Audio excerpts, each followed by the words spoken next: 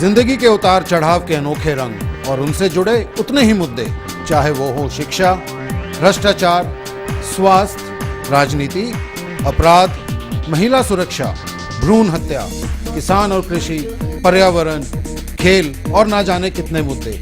इन सभी और अनेकों मुद्दों पर हम करेंगे परिचर्चा एसवीएन न्यूज के खास कार्यक्रम इशू टुनाइट में। Issue tonight at 9 on Saturdays and Sundays, only on SVN news. क्यों बढ़ रही है देश में महंगाई? क्यों घट रहा है लिंग अनुपात?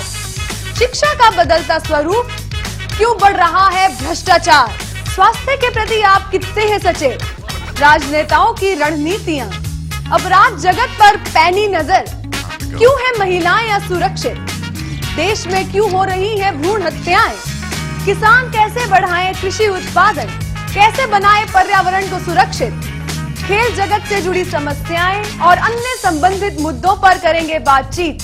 देखते रहिए इशू टुनाइट एसवीएन न्यूज पर साक्षी अरोड़ा के साथ। Issue tonight at 9 on Saturdays and Sundays, only on SVN news. दोस्तों, आज के दौर में हर चीज कंप्यूटराइज्ड हो चुकी है। प्रत्येक काम कंप्यूटर की मदद से होता है। कंप्यूटर से भी ज्यादा क्रेज आज के समय में इंटरनेट का है। आज छोटे छोटे बच्चे भी अपने प्रोजेक्ट्स इंटरनेट पर ढूंढते हैं, चाहे बात ई बैंकिंग की हो या टिकट्स बुक करने की या शॉपिंग करने की या कुछ भी। हर जगह इंटरनेट ने अपने पांव पसार लिए हैं। जहां विकिपीडिया और गूगल जैसी साइट्स ने ज्ञान के भंडार को बढ़ा दिया है और ज्ञान पाने के मार्ग को आसान बना दिया है, वहीं फेसबुक और ट्विटर जैसी साइट्स ने आपस की दूरियां और फासलों को कम कर दिया है। आज दूर दूर दूसरे देशों में बैठकर वीडियो चैटिंग जैसी चीज अगर संभव हो पाई है तो वो केवल इंटरनेट के कारण। इंटरनेट ने हर फासले को मिटा दिया है। इसी के कारण कोई भी दूर नहीं लगता। चाहे बात एग्जामिनेशन की हो तो आज इंटरनेट की बदौलत ऑनलाइन फॉर्म भरना, एग्जाम्स देना और रिजल्ट्स देखना संभव हो पाया है। ये सब इंटरनेट के फायदे हैं, परंतु सिक्के का दूसरा पहलू कहता है कि इंटरनेट के नुकसान भी काफी हैं। जैसे इंटरनेट ने बच्चों को बिगाड़ दिया है। इंटरनेट और कंप्यूटर्स के साथ दिन रात चिपके रहने के कारण बच्चों की फिजिकल ग्रोथ एकदम रुक सी गई है। इसी इंटरनेट और इंटरनेट की साइट्स ने पोर्नोग्राफी को भी बढ़ाया है। बच्चे इंटरनेट पर अक्सर ऐसी चीजें देखते हैं जो शायद उनकी उम्र के हिसाब से अवांछनीय हैं। इनका कारण पेरेंट्स की उचित देखरेख न करना भी है, और एक कारण यह भी है कि इंटरनेट पर हर चीज आसानी से अवेलेबल है। इसी पोर्नोग्राफी, पायरेसी आदि को कम करने के लिए चाइना ने कुछ एक्ट्स लागू किए हैं जिससे ये समस्याएं कम हो, और यही कदम उठाने जा रही है हमारी सरकार भी, सेंसरशिप ऑन सोशल साइट्स के जरिए। यही है आज की चर्चा का विषय। नमस्कार, मैं हूं साक्षी और आप देख रहे हैं इशू टुनाइट। आज साइंस और टेक्नोलॉजी ने बहुत तरक्की कर ली है। उसी का एक अवतार है इंटरनेट, और इस इंटरनेट के बहुत से हैं फायदे और काफी नुकसान भी है, और इसी के कारण शायद सेंसरशिप ऑन सोशल साइट्स हो रहा है। तो आखिर क्या है ये सब? यही है आज की चर्चा का विषय, और इस चर्चा में हमारा साथ देने के लिए स्टूडियो में मौजूद हैं डॉक्टर नसीब Singh Gill, professor and head department of computer science and technology MTU Rohtak, और उसी के साथ director university computer centre MTU Rohtak. उसके साथ में है mister Sandeep Rana, social marketing analyst, और तीसरी ओर है मिस्टर दीपांकर, और ये है आईटी एनालिस्ट। नमस्कार, स्वागत करती हूँ आप सभी का स्टूडियो में। धन्यवाद। सर, मैं आपसे शुरुआत करती हूँ। बीइंग अ प्रोफेसर, यानी हम कंप्यूटर की देखा जाए तो सारी परिभाषाएं, पूरा जितना भी ज्ञान है शायद आपके पास होगा इस चीज के लिए। और इसमें मैं अगर बात करूँ स्पेशली इंटरनेट की, सिर्फ इंटरनेट की बात करें तो इंटरनेट के फायदे बहुत हैं। हम सब जानते हैं कि इतना ज्यादा उसने आसान बना दिया है हमारी जिंदगी को, और हर सिक्के की तरह दो पहलू हैं, नुकसान भी काफी है। तो सबसे पहले आप नजर डालिए क्या क्या इनके फायदे हैं। साक्षी जी, देखिए, जहाँ तक आप इंटरनेट का सवाल है, वो एक आम आदमी के लिए बहुत कॉमन हो चला है। इसमें चाहे आपका एक विद्यार्थी हो, चाहे उसमें कोई साइंटिस्ट हो, चाहे उसमें कोई बिजनेस पर्सनल हो, या मैं कहूँगा कि चाहे कोई क्षेत्र हो, आपका हर आदमी, एम्प्लॉय, स्टूडेंट उस चीज का फायदा उठा रहा है। सबसे पहले जानना बहुत जरूरी है कि इंटरनेट एक ऐसा माध्यम है जिससे उनके आपके क्षेत्र में काम आने वाले जो जो चीजें जरूरी हैं, वो उसके फायदे, नुकसान और उसकी उपयोगिता अपने क्षेत्र में लागू कर सकता है। और इंटरनेट पर उसमें चाहे कोई एक्सपर्ट एडवाइस लेनी है, चाहे कोई सलाह लेनी है, चाहे उस पर कुछ काम करना है, चाहे आपका एक मार्केटिंग है, तो मैं कहूंगा कि आपका जितने भी आपके अन्य क्षेत्र हैं तो हर क्षेत्र में इसका एक लाभ है। हाँ, बिल्कुल। लेकिन हमें जानना होगा कि वो लाभ हम किस ढंग से ले सकते हैं। तो हमें एक बहुत ही स्मार्ट यूजर होने की जरूरत है। बिल्कुल। देखिए, वो इंटरनेट की बात करते हैं तो हमारा जो रेलवे है, बैंकिंग है, एजुकेशन है, हर चीज इंटरनेट पे आ चुका है। चाहे हमें कोई फॉर्म फिल करना है या कोई ऑनलाइन एग्जाम देना है तो सब कुछ इंटरनेट पे हो चुका है। तो संदीप जी, मैं आपके पास आना चाहूंगी। आप सोशल एंड मार्केटिंग एनालिस्ट हैं, तो आप क्या एक पिक्चर देखते हैं इंटरनेट की? क्योंकि इंटरनेट के बहुत से यूजेस हैं, बहुत से मिसयूजेस हैं, हमको पिक एंड चूज का एक बार थोड़ा सा देखना पड़ेगा। सर ने बोला कि हमें एक स्मार्ट यूजर बनना है, कि हमारे पास जो बेनिफिट्स है हमको वही ऑप्ट करने हैं। ये हमारी सोच है ना, हमें ये सोचना है। तो आप बताइए कि इंटरनेट की क्या पिक्चर है मार्केट में?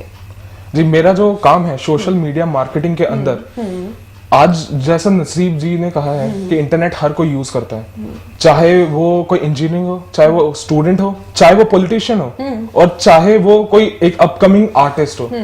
अगर इस हिसाब से मेरा जो अपने काम से मैं रखूं कि आजकल अन्ना हजारे जी का कैंपेन जो हुआ है वो इतना सक्सेसफुल कैसे हुआ? क्योंकि उनको मेजोरिटी ऑफ रिस्पॉन्स उनको इंटरनेट से मिला। Even I am proud to say that I am also one of the member of Anna ji campaign. तो इस तरह का सपोर्ट जो कि पहले मुमकिन नहीं था कुछ सालों पहले, वो इंटरनेट ने प्रोवाइड किया है। यही बात हम ब्रांड्स के ऊपर लागू करते हैं कि ब्रांड्स अपना जो उनके प्रोडक्ट्स है वो एडवर्टाइज करती है फेसबुक के थ्रू, ट्विटर के थ्रू स्पॉन्सर करती है। तो ये एक नया सोर्स ऑफ इनकम भी है इन सब साइट्स के लिए। इसी तरह से आजकल इंटरनेट में काम कर रहे हैं। अगर मैं आपको रिसेंटली रोहतक का ही बात बताऊं कि रोहतक में दीपेंद्र सिंह हुड्डा है, वो खुद अपना उनका एक फेसबुक पेज है जिससे वो कनेक्ट करते हैं रोहतक की जनता पर। वो उनके कितने भी कोई भी कैंपेन हो रहे हैं आसपास इंडिया में, या उनके कांग्रेस से रिलेटेड कोई भी कैंपेन हो रहे हैं, वो एक तरह से फेसबुक में अपलोड करते हैं। तो उससे क्या होता है कि जनता से उनका इंटरेक्शन और बढ़ जाता है।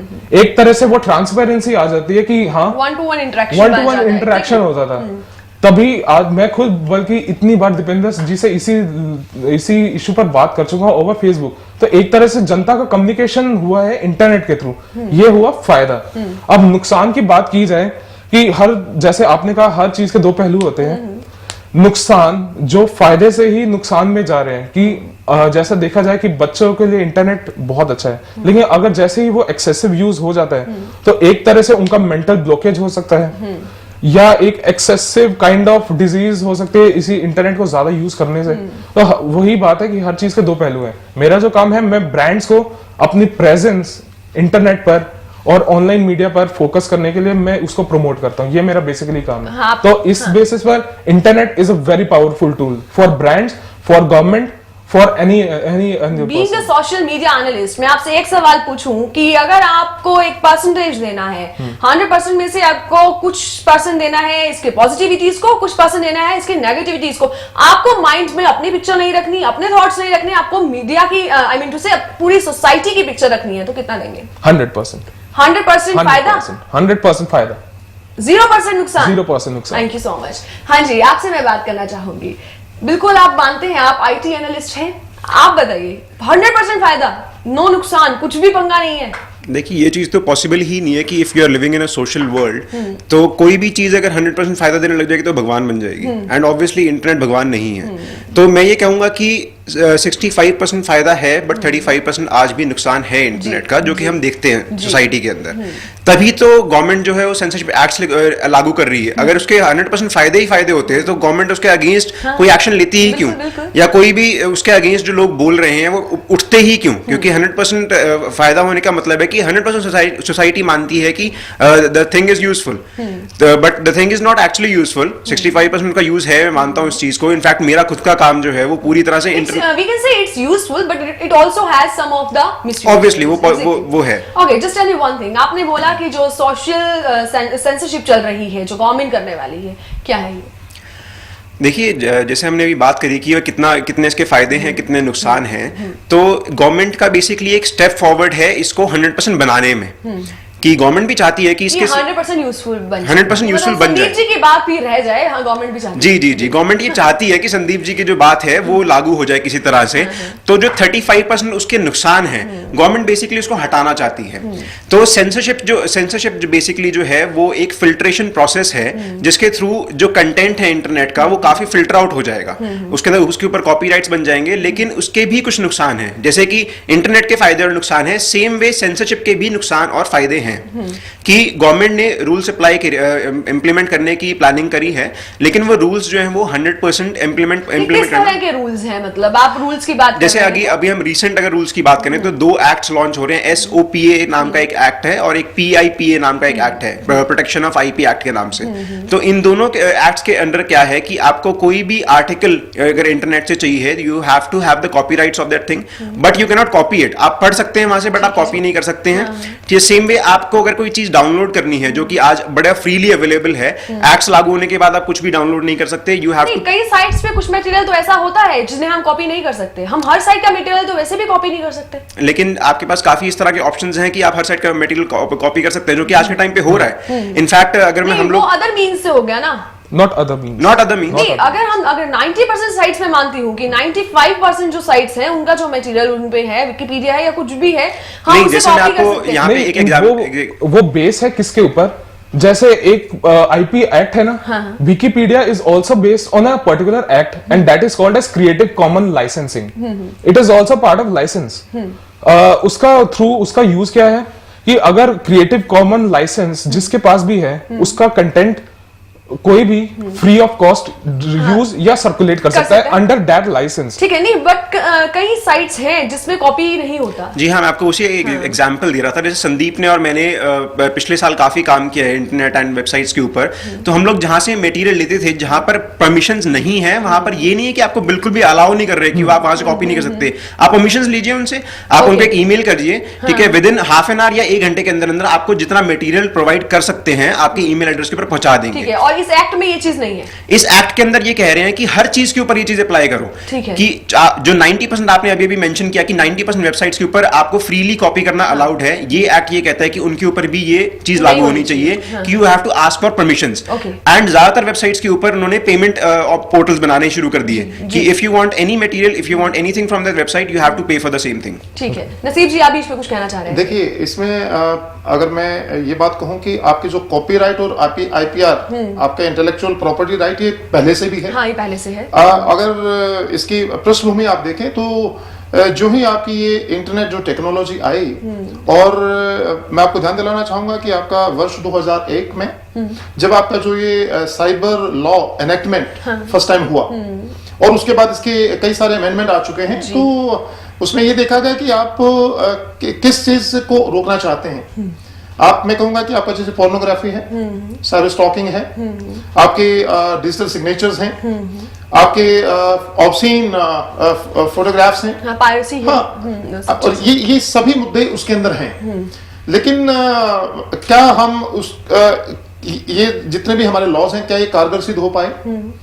क्योंकि उसके लिए आपको एक मैन पावर, आपके मैं कहूंगा जो हमारे पुलिस स्टेशन हैं, अगर आप आज भी जाएं, वो कहने के लिए हमारे पास बहुत अच्छी हमारे पास साइबर सेल है, पर कई बार ऐसी सिचुएशन भी हुई है और आपकी मीडिया में रिपोर्टिंग भी रही है कि वो उस ढंग से मदद नहीं कर पाते हैं, क्योंकि जब तक कोई से if they are not properly equipped और प्रॉपर्ली ट्रेन्ड, मतलब इम्प्लीमेंटेशन की दिक्कत है। एग्जैक्टली, हाँ, कि इम्प्लीमेंटेशन की प्रॉब्लम आ जाती है। तो आप जैसा कहिए। इसमें एक चीज और मैं बताना चाहूंगा कि आप क्या आम आदमी इन साइबर लॉज के प्रति वाकिफ है? उनको भी नहीं पता है। बिल्कुल। तो मैं कहूंगा कि आपका चाहे, हालांकि अभी आपका जैसे लॉ एजुकेशन के अंदर और आपकी हर एक एजुकेशन के अंदर आपका ये IT एक्ट और साइबर लॉज बताए जाने लगे हैं और बहुत जरूरी भी है। मैं कहूंगा कि आपके जैसे अगर किसी के पास कोई एक ऐसी मेल आई जो बहुत ऑब्जेक्शनेबल है, तो उसके लिए क्या वो रिपोर्ट नहीं करनी चाहिए? लेकिन कई बार आपका बच्चे या आपका जो कोई भी है, आपका रिपोर्टर, वो इस चीज से डर जाता है कि मेरी नेगेटिव पब्लिसिटी होगी। तो मैं कहूंगा कि हमें अपने इसके प्रति जागरूक होना चाहिए, और उसके बाद ही ये चीजें आपकी कारगर सिद्ध हो सकती हैं। तो हमारे पास कानून भी है, उसकी एनफोर्समेंट और इम्प्लीमेंटेशन भी बहुत जरूरी है। हाँ, तो मैं कहूंगा कि ये बहुत जरूरी है कि हमारे पास